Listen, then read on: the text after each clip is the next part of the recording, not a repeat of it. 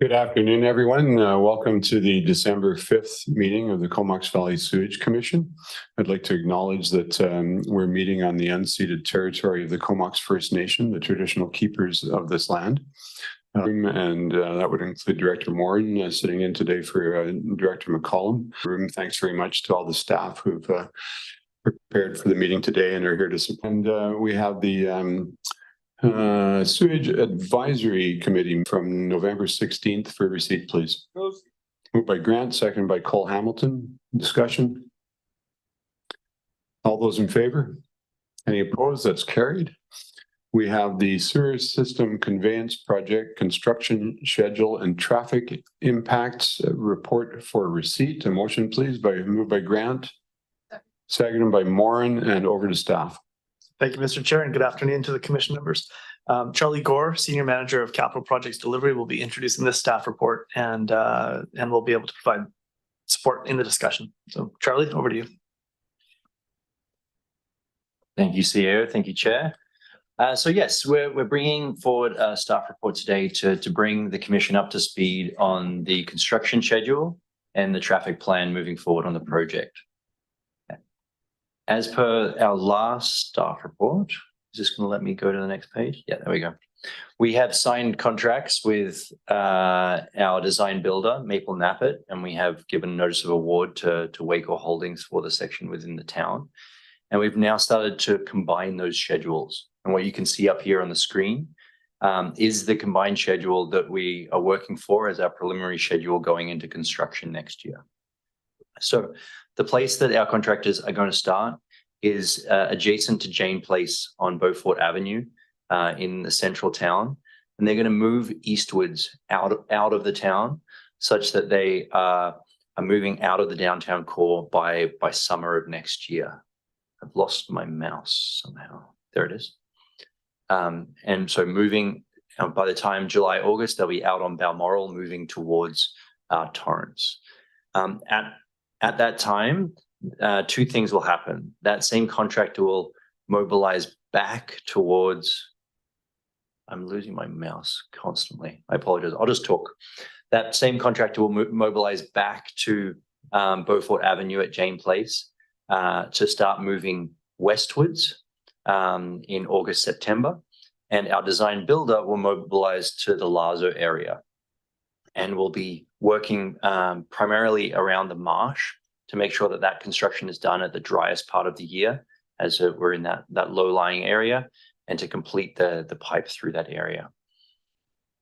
And so all of that construction that happens within 2024 will be within the town of Comox and in Area B to the east side of Comox. There'll be no work in 2024 happening along Comox Road or Comox Avenue that instigates that unidirectional flow. In addition, we'll be mobilizing to the Courtney Pump Station next summer to start the construction there, but none of that construction is expected to have any major traffic impacts other than equipment deliveries turning in and out of the site.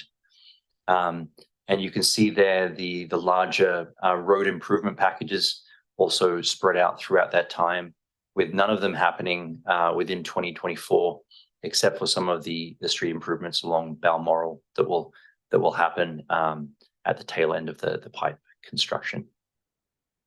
So 2024 is going to be a large impact within the town of Comox and within the Area B area of what we're calling the kind of Lazo Road area of the project.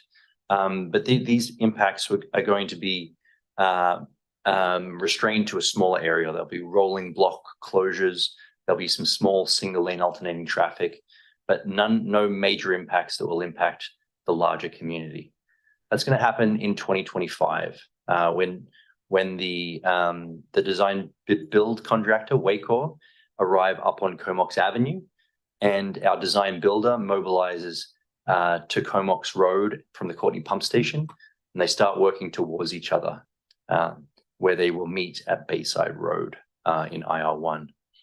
So while we're working along that corridor, as discussed many times previously, we are going to be implementing a unidirectional flow, and that's going to be when we have major traffic impacts to the community, and we have a lot more work to do to really roll out detailed traffic plans for that. and I'll get into that in subsequent slides. But I think while this general construction schedule is up, would you prefer I finish my presentation or we talk about construction sequencing and scheduling?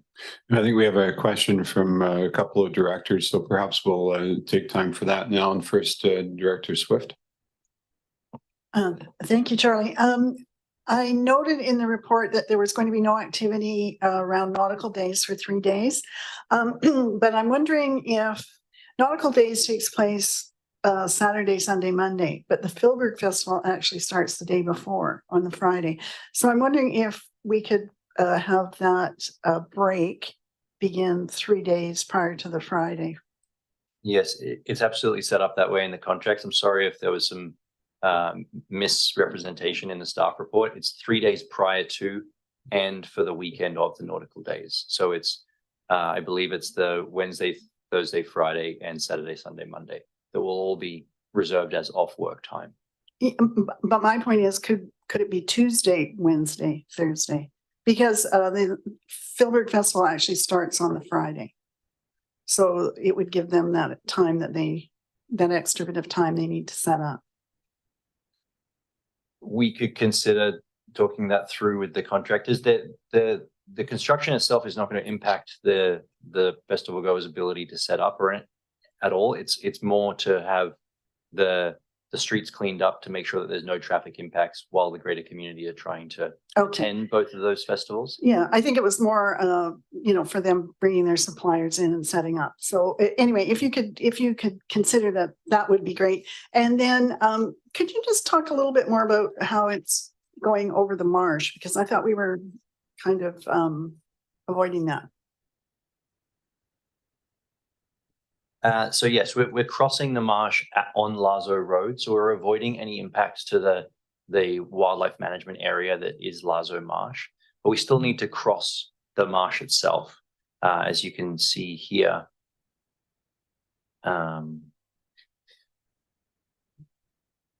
The pipe itself needs to get from the town of Comox to the wastewater treatment plant, which is on the other side of the marsh, which runs from the ocean all the way through. So where we are crossing that marsh is at the most environmentally positive area, like within the roadway. But because we're digging a trench and we need to go underneath the culverts, which provide the hydraulic connectivity of the marsh from either side of the road, we are going to be at a very low point in a managed wetland. So we want to make sure we're doing that at the driest time of the year to manage the least amount of groundwater. Thanks, Director Kerr. Thank you, Chair. Just questions about the timing. So for the Rodella roundabout, that's March to August 2026, but the work on that road is happening January to March 2025. So the residents in that area would be disrupted like at 2 different periods. Is there any possibility of like putting those at the same time? So you got the road being ripped up anyway, let's just put the roundabout in at that time. And same thing, less of an issue, but the Beaufort Avenue improvements, it's like, August to December and then fall to spring. Is there a way to tighten that? Just curious about those 2 areas. Thanks. Absolutely. So we're trying to minimize those impacts, and what you'll see when we get out there, it'll be 2 different crews. So there'll be a crew coming through and installing the force main at depth underneath all of the town's services, and there'll be a second crew that comes in behind them and does those street improvement projects. So by the time, if we focus on Beaufort Ave to start with, by the time the force main crew have come through on Beaufort Ave, there may not be time to complete that surface improvements package. There's quite a lot of curb work around Norton before the end of the paving season. So that's why we've extended that through to the spring, but they'll absolutely be trying to minimize those impacts. They'll come through on the tail of that force main crew and start doing all that work. It's very much in the contractor's interest to do this too. They don't want to have to pave twice. Right. And so similarly with the roundabouts, we're going to arrive up on Comox Ave and the force main crew are going to rip down as quick as they can to minimize those traffic impacts. But they don't have capacity to build 2 roundabouts in 1 year. So we've worked with them, and Glacier Roundabout is the best one for the overall traffic impacts for 2025. and then they can come back and do the Rodella roundabout in 2 halves. I think the contractor is hoping that they can do both of those in 2025, but at the moment we don't want to. There is a good chance that they won't have the capability to finish Rodella in 2025. So we want to really set the expectations of the public that, and we've allowed in our contracts for them to work through until summer 2026 to get all that done. So we're absolutely intending to do what I think you've queried there. But the nature of the 2 crews and the paving windows and, you know, the time of year we want to be pouring concrete for good quality curbs and things do limit the amount of work we can get done on the tail of that force main crew coming through. Thank you. And Director Grant. Yeah, thanks. I just want to circle back to Philbrook Fest and make sure I got this clear. So it sounds to me like there's not going to be any impact over that weekend on Comox Avenue. In other words, it'll be free flow traffic all the way to Philbrook Park. Correct. But any interruption would be on Beaufort, but you're going to stop that 3 days before. So there should be no impact to Philbrook Park at all about delivery. I just want to be clear that that's what you said. Absolutely. Correct. Okay. Thanks very much, Charlie. If you'd like to continue. Thank you. And so what we're talking about, and we'll get to this a little bit more in the communication section, is 2 rollouts of traffic plan communications to the public. We're going to be going out to the public this January with the overall construction schedule, which I just showed you, and also the indicative traffic plans for the work that's happening in 2024. And so you see here on the map here, the section that will be completed first from March until August on Beaufort, starting at Jane Place there, up Stewart and down Balmoral. And what we want the public to know is we're not going to have the detailed traffic plans exactly where we're going to have traffic folks standing out there with markers or traffic lights until 2 to 4 weeks before construction starts. But we can give them an indicative time next year of when the construction will be outside of their residences or along their commute, and to know that we'll be doing leaflet drops and communicating consistently throughout that time to give that 2 to 4 weeks notice of exactly what will be happening on these streets for that construction. Because these traffic management plans, they change and they morph as our contractor learns more about working in the areas. And so you can see here, Mary's put a lot of work into our communications website, and we really want people to go there to understand and to keep informed as the project goes on. So when you come to the January communication sessions, we're going to be talking a lot about the overarching construction schedule. We're going to be talking to the work that's happening in 2024, but we are going to be delaying and leaving the details of the work that's happening in 2025, that unidirectional traffic flow, for another later communication in the fall. And that's because it's complicated. And I think we can all understand that. And we've got a year to really nail this. And so we want to take our time to engage properly with the necessary folks to really get this right. This is going to be the biggest traffic impact, from my understanding, of a project to the valley, at least in the last 30 years.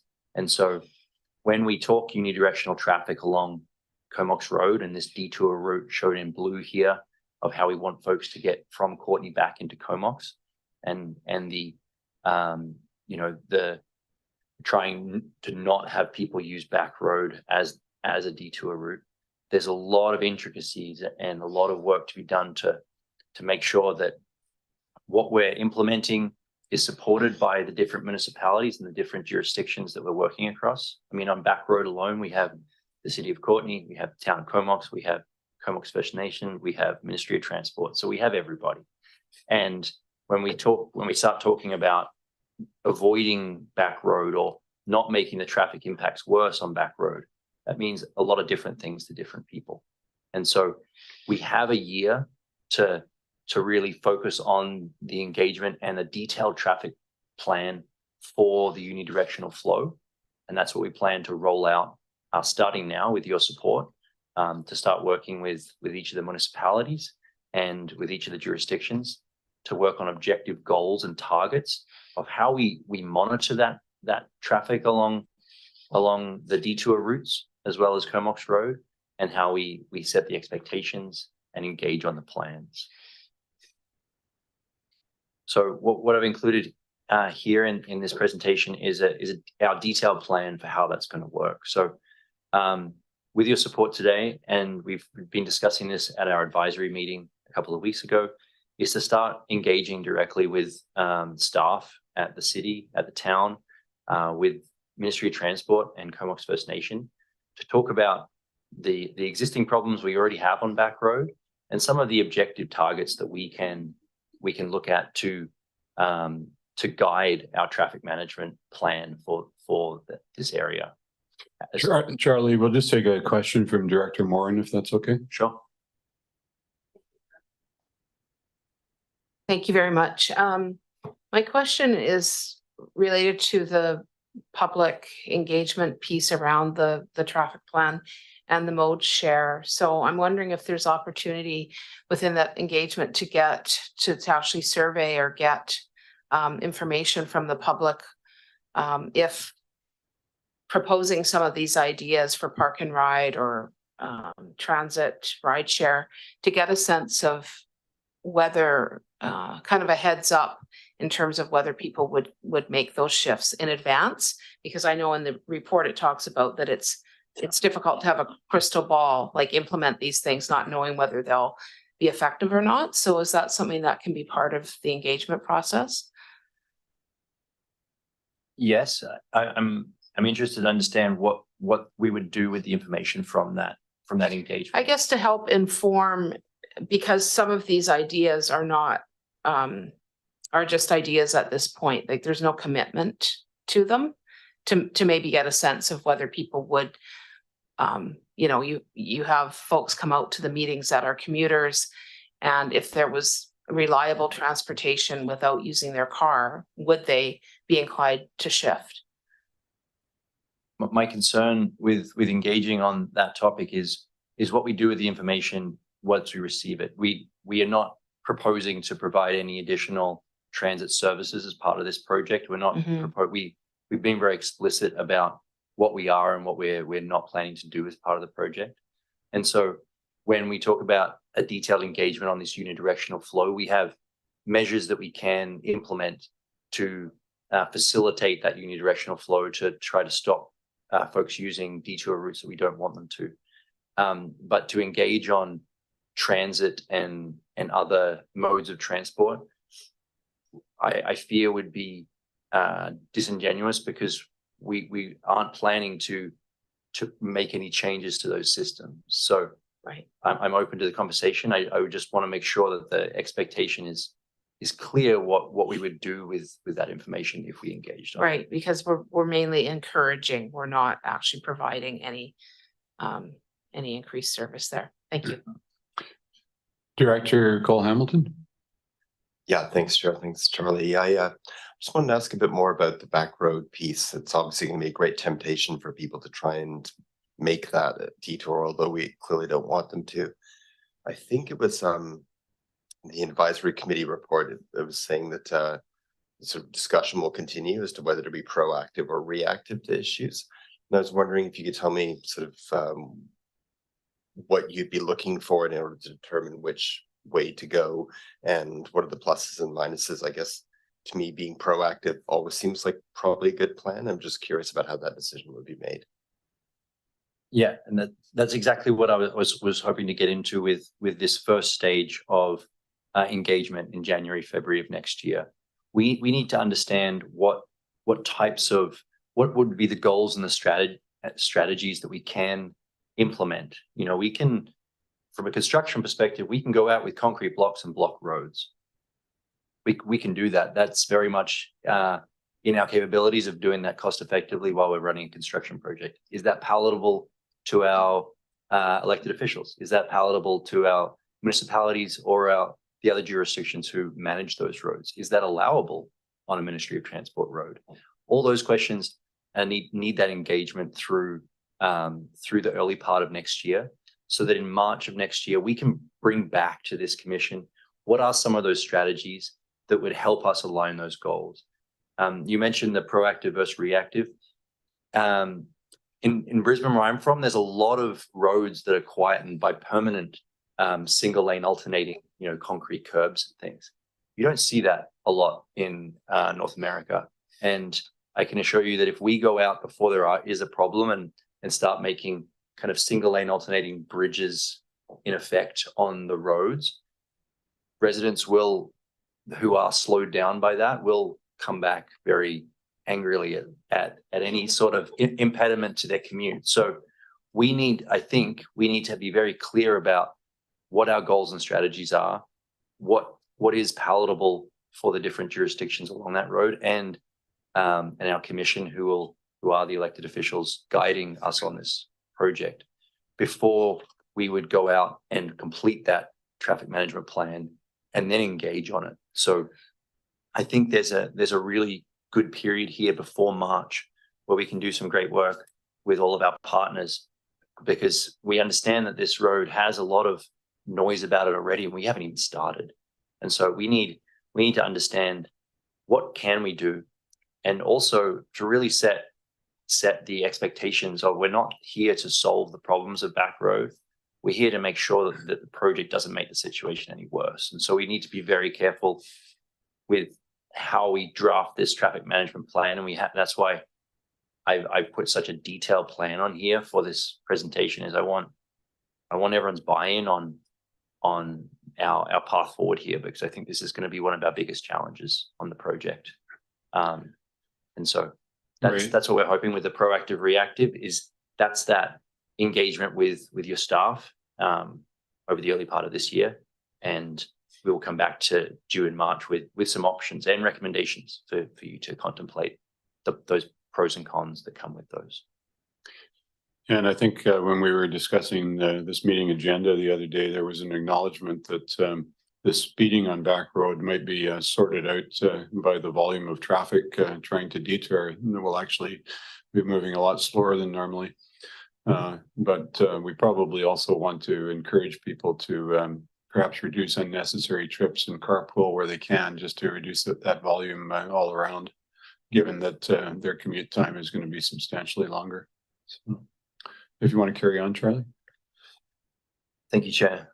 And so as I was getting into there, we hope to really outline those objective goals and strategies, and to give the Commission understanding of what the objective goal might be. Is we've had some good meetings with the city staff, and they've talked to us about some of their goals and strategies on the 5th Street project, were that the traffic couldn't back up from one intersection through another intersection, and monitoring those by cameras and things. And they're the things that can really help us when we're objectively trying to analyze what is something that is acceptable and what is something that we need to implement the next stage of traffic calming and things like that. And so we hope to bring those goals and strategies back in March, such that we can complete the traffic management plan and engage on it before the summer, which will allow us to get that finalized and then effectively get engaged on in the fall of next year. So the public is really ready when we come back after the new year and implement that unidirectional flow. Charlie, a somewhat unrelated question, but the traffic management plan, apart from anything else, will actually create some jobs for once the unidirectional flow goes and such. Are we going to be working with Comox First Nation in that regard, to looking at employment opportunities that this project brings?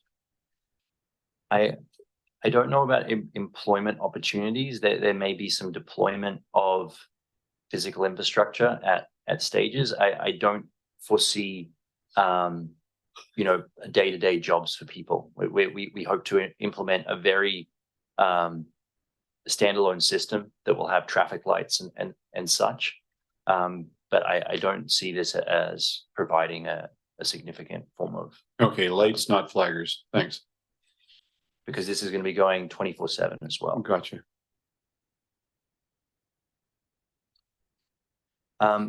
As we've discussed in previous commissions, we are planning to get out and to do effective baselining on back road throughout next year, to make sure that we have data to compare against once the project ramps up. And you can see here the two locations that we're planning on installing the traffic monitoring devices. So this measures traffic volume and speed in both directions. So the first is on the eastern side of IR1 to try to measure all the traffic coming through IR1. And that comes back to the commitment that has been made government to government between us and Comox First Nation that we're not going to make the traffic volume worse through IR1 on Back Road. And the other is just to the west side of McDonald and back to understand the volume of traffic that people are using Back Road and coming up McDonald to enter into Comox and use effectively Back Road as that conduit between the city and the town. Attached to the staff report is the updated traffic management strategy, and that update is quite minor. It does mainly talk to the changes from the construction methodology through the Area B. So running along Lazo Road, how are we going to manage the traffic for the folks that live in that Area B? And it's a very advantageous area because there's so many roads and detours that we can run around as we do rolling block closures up Lazo Road. That construction will go quite quickly, and I don't foresee major headaches in implementing that traffic strategy. And so into the project communication timeline, we have a webinar on Thursday night this week to inform the Lazo residents about the groundwater protection plan, which is coming up next on the agenda, the revised traffic strategy, and all of the things that will be coming up for them and the construction schedule. Then we'll have those public open houses and online webinars in January before the construction kicks off in March, and we'll have some pre-construction media announcements in February for that. As mentioned earlier, construction kicking off in earnest in March with the work in Area B kicking off in August, and then the big traffic impact, that unidirectional flow, starting in 2025.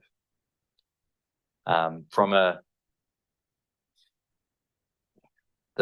planning perspective, coming back to that detailed schedule, we've got a lot of work to do through 2024 to really have those traffic management plans properly engaged on and to roll out to the public in the fall before we start putting Comox Road into unidirectional flow. That's it from me today. Happy to answer any other questions. Director Swift. Thanks, Charlie. I know at one time we were talking about trying to accommodate the residents in Manor Drive and the Emerald Shores, and I read the report, but I wasn't certain if there was a workaround when the construction is happening there, or are they going to have to go all the way around? Yeah, thank you. I meant to bring that up. I did include a sentence in there that we are working with the contractor who's building the Glacier View roundabout to sequence that work to minimize the impacts for the folks in Emerald Shores, and there's another driveway halfway up Comox Hill, as well as the folks on Bayside Road. And so what we're hoping there, and we're still working through the details on that, is that the unidirectional flow on the hill there is going to be quite short. The building of that pipe will be quite fast, but it's a matter of how we can sequence the work at the Glacier View roundabout to maximize the time when the folks living on that hill can still travel eastwards into the town. And so for that, we need 2 lanes of traffic open through that Glacier View roundabout while they're building it. So we're working through that with the Waycore Holdings, the contractor who's working in the town, who's building that roundabout right now. And we'll absolutely maximize the time when they can do that. We don't have a detailed answer for them for exactly how long that time when they have to turn left. So there will be a time, especially when we're building pipe right outside their house, they will absolutely need to turn westwards. But we're hoping that duration is much shorter than the 9 months that we will be doing unidirectional flow along the whole corridor. My hope is it's for the month while we're building outside their house, and maybe for the last month while we're paving the Glacier View roundabout. That's our best case. Worst case is it's somewhere in between, working through the construction sequencing with that contractor. Thanks. And Director Grant.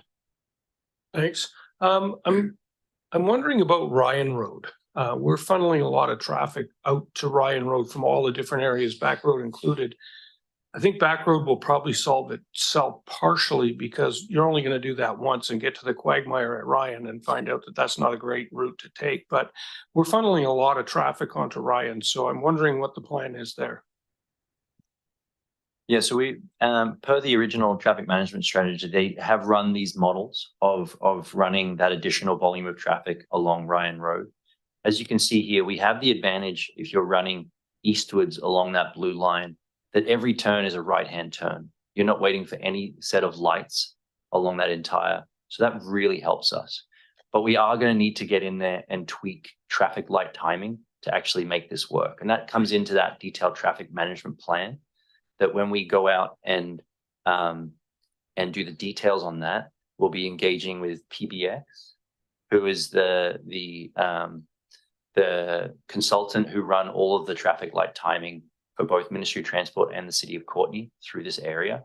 And it could include traffic light timing as far, to the south of this sketch here, down at, Fitzgerald and 17th. It could be out to headquarters here. There's going to be a lot of detailed modeling going into how do we tweak these lights to keep this blue line flowing.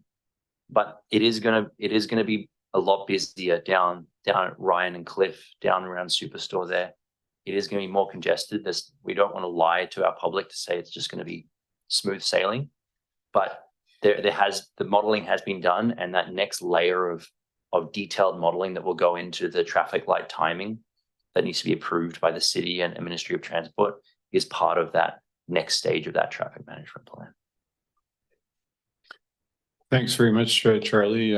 There's no further questions. We are on receipt. All those in favor? Any opposed? That's carried. And we'll move on to item 3 on our agenda, Lazo Hill Groundwater Protection Policy Updates, a report dated November 27th. A motion for receipt, please. Moved by Grant, second by Cole Hamilton, and over to staff. Thank you, Mr. Chair. Zoe Berkey is our senior engineering analyst, and we'll have this update for the commission. Thanks, James. Through the CAO and the chair to the committee. This report is following up on the November 7th report to the Sewage Commission that provided an update on the real-time leak detection system for the conveyance project. As presented on November 7th, the technology utilizes 2 fiber optic temperature sensing cables that are installed within the common trench of the force main. And these cables continuously monitor for changes in temperature, strain, and acoustics. Following up from that report, we have completed some additional due diligence and confirmed that this technology is viable for this application. However, it is typically used within the oil and gas sector, but it is just monitoring continuously for that delta, so that change in temperature within the ground from what's there currently. So in line with the recommendations of that November 7th report, attached as Appendix A to this staff report are the proposed red line changes to the groundwater protection policy. And these changes include updating the language to reflect the change from HDD to cut and cover through Lazo Hill, amending the leak detection requirements by removing the annual acoustic leak detection and replacing and committing to the real-time leak detection monitoring system. And then finally, clarifying the groundwater monitoring program within the existing groundwater wells in the area and the reporting procedures for that program. In addition, I should mention that this leak detection cable is achievable within the approved November 7th budget amendment. I'm happy to answer any questions you may have on this report. Thanks very much. And it doesn't look like you have any. Perhaps I'll ask you one. Do we have any ongoing engagement with the residents in the area to keep them briefed about these changes? Yes, we plan to provide an update on the groundwater protection policy at the December 7th, so this Thursday's webinar. Okay, thanks for that. And seeing no questions or comments, we'll vote on receipt. All those in favor? None opposed, that's carried. And we do have a recommendation that the Lazo Hill groundwater protection policy be updated to account for the elimination of horizontal directional drilling from the sewer system conveyance project scope and implementation of a real-time leak detection system as per the red line version attached as Appendix A of the staff report dated November 27th, 2023. Moved by Grant, seconded by Kerr. Any discussion? All those in favor? Any opposed? That is carried. Thanks very much. And we move on to the Town of Comox Conveyance Project Agreement Amendment, a report dated November 27th for receipt. And a motion moved by Grant, seconded by Swift. And over to staff. Thank you, Mr. Chair. And Cole Makinson, Manager of Capital Projects, is going to provide this update to the Commission on the Town of Comox and CVRD project agreement. Cole. All right, thank you. Through the CEO, through the chair. So this is looking to amend the current project agreement that we have with the town for the conveyance project through the town. Currently, the agreement has a fiber conduit within that's going to be constructed that was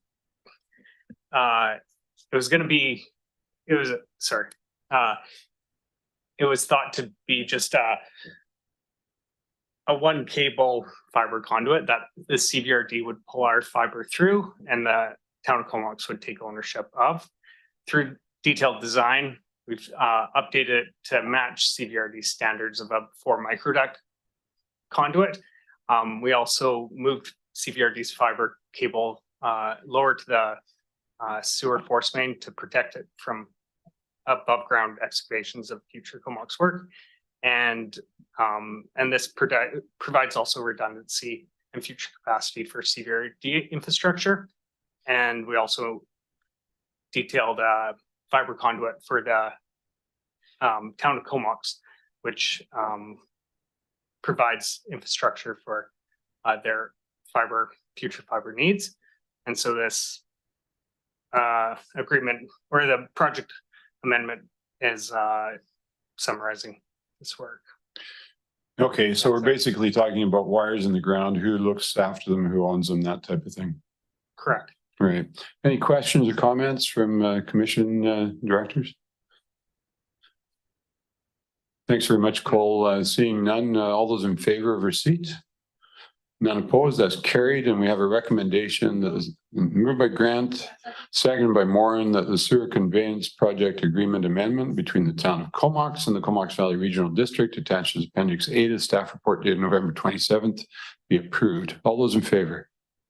Any opposed? That is carried. Thanks very much. And we shall move on to item number 5, Sewer Extension South Draft Liquid Waste Management Plan Addendum. Receipt of a report dated November 29th, moved by Grant, seconded by Swift, and over to staff. Thank you, Mr. Chair. And Derry Monteith, Manager of Liquid Waste Planning, will be presenting this staff report on the South Sewer LWMP addendum process, and I think supported by maybe Mark Rutten, GM of Engineering Services. And over to you, Derry, to introduce. Yeah, thank you, James, through the chair. Sorry, let me just share. So the purpose of the report in front of you today is to present to the Commission, acting in its capacity as the LWMP Steering Committee, the draft Stage 1-2 Liquid Waste Management Plan Addendum for the South Extension project. And we're seeking support of the Commission to move forward with next steps in public engagement. So I just wanted to start with a review of how the LWMP addendum process fits into the overall Comox Valley Sewage Service liquid waste management planning process. The intent of this addendum process is really to include consideration of the South region and the Sewer Extension South project within the recently completed Stage 1-2 plan. And then once complete, these processes would then be combined for the Stage 3 LWMP process. So since receiving the Commission's support and the support of EASC in June of 2022 to develop the project through an addendum to the LWMP, we have made some significant progress. We have formed a technical advisory committee and a public advisory committee for the addendum. And we've met jointly 5 times with that committee, covering a considerable quantity of background and technical materials. In June of this year, we completed public engagement activities, including a webinar, public open houses, and we launched our project page on Engage Comox Valley. Engineering for the project has been progressed, and we have gotten associated Class C cost estimates for the project recently. And we've drafted the addendum report, incorporating feedback from the plans committees and the public. And this addendum report was also presented at our November 22nd meeting of the PACTAC. So the draft addendum report is divided into 7 main sections. And you may note, if you've looked at the document, that the layout of the report is very similar to the stage 1 to Comox Valley LWMP. I'm not going to go through each of these, but just, I guess, of note, section 4, regulations and guidelines, includes much of the similar information as the CVSS LWMP around inflow and infiltration, wastewater volume reduction, and source control, but it also includes a discussion of septic systems in the plan area and commitments to explore development of a septic regulatory bylaw. And the bulk of the report really is in section 5, project design, which includes sewer flow and load projections, proposed project phasing, and catchment area selection, and the preliminary design for the project. And of course, section 7, cost impacts, includes a summary of project costs for the first phases, phase 1A and phase 1B of the project, as well as updated phase 1A property owner cost impacts. So just a little bit more on the cost impacts. Since the public open houses events this past summer, the project design has been progressed, as I said, and with the updated project cost estimates, we have calculated some updated cost impacts for homeowners within the affected phase 1A area. And while we did see a slight increase to the total project costs, the property owner, homeowner costs have come down slightly from what was previously presented by around $200 a year. And this is mainly due to the full allocation of the $30 million Critical Community Infrastructure Program grant funding, as well as an additional $1.25 million in Community Works funds that has been allocated to the project in May of this year. And so next steps, yesterday we presented the draft addendum to the South Addendum Steering Committee, which is the EASC, with the addition of Director Hillian. And if we receive support from the Commission today, staff are recommending moving forward with next steps with a January 2024 public open houses and webinar.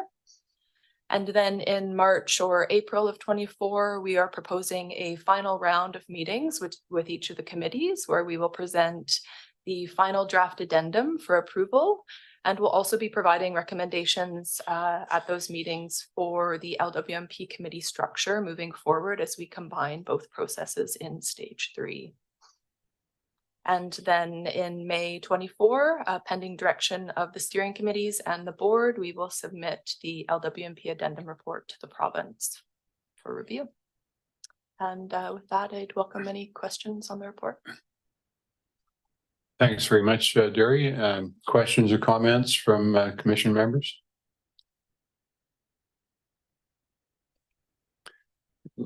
Derry, perhaps we can just share that this report was presented to the Electoral Area Services Committee yesterday, and there was considerable comment with regards to the cost impact on the residents of Royston and Union Bay.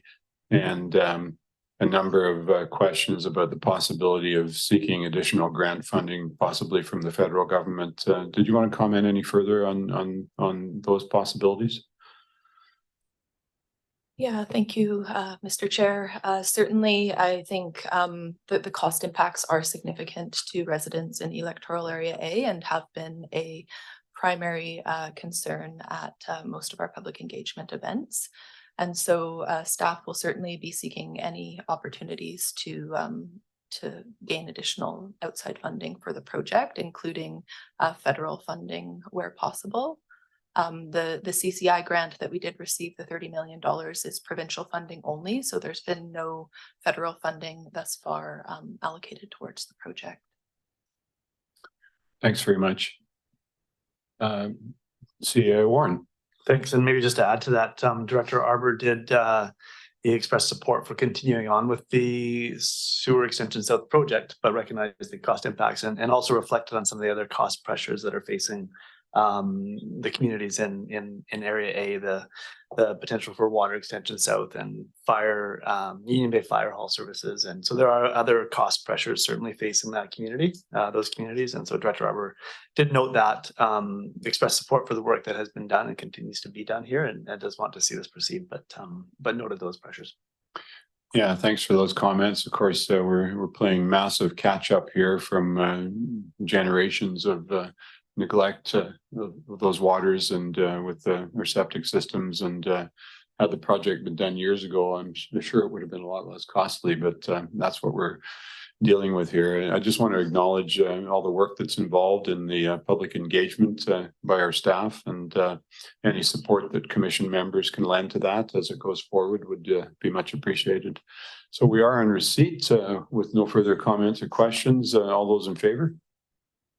And none opposed, that is carried. And the recommendation that staff proceed with next steps in development of the Sewer Extension South Liquid Waste Management Plan Addendum, including public consultation events in January 2024. Moved by Grant, seconded by Swift.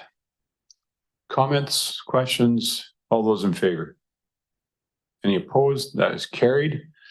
Thanks very much, Derry. And we shall move on to our in-camera recommendation that the committee adjourn to an in-camera session pursuant to subsection 90, 91K, and 92B of the community charter. A motion for that, please. Moved by Grant, seconded Nicole Hamilton. All those in favor? Any opposed? That's carried. Thanks very much. And